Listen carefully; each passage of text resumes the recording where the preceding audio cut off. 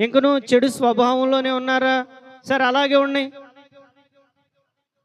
దేవుడు చూసి చూసి చివరిగా చెప్తున్నారు, అన్యాయము చేయవాడు ఇంకను అన్యాయమే చేయునిమ్ము, అపవిత్రుడైన వాడు ఇంకను అపవిత్రుడిగానే ఉండనిమ్ము, నీతిమంతుడైతే సరే నువ్వు నీతిగానే ఉండు, పవిత్రుడు పరిశుద్ధుడైతే నువ్వు పవిత్రంగానే ఉండు, వాని వాని క్రియల చొప్పున ప్రతి వానికి నేను సిద్ధపరిచిన జీతం ఉంది నేను ఇస్తున్నాను అంటున్నాను.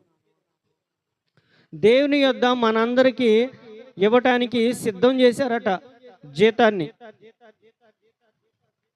మనం పరిశుద్ధంగా ఉంటే, మనం నీతిగా ఉంటే దానిని బట్టే మనం నీతిమంతులుగా తీర్చబడతాం.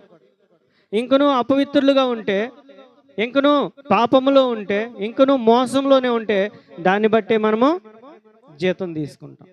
ఇదిగో నేను త్వరగా వచ్చుచున్నాను,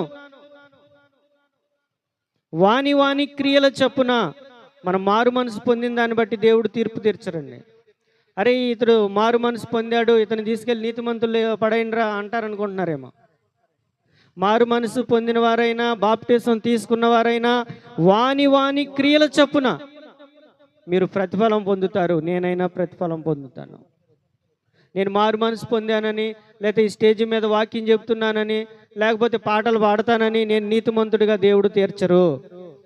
వాని వాని క్రియల చొప్పున, నా క్రియలను బట్టే దేవుడు నన్ను నీతిమంతుడిగా తీరుస్తారు. మిమ్మల్ని, నన్ను, మనందరినీ నీతిమంతుడిగా తీరుస్తారు.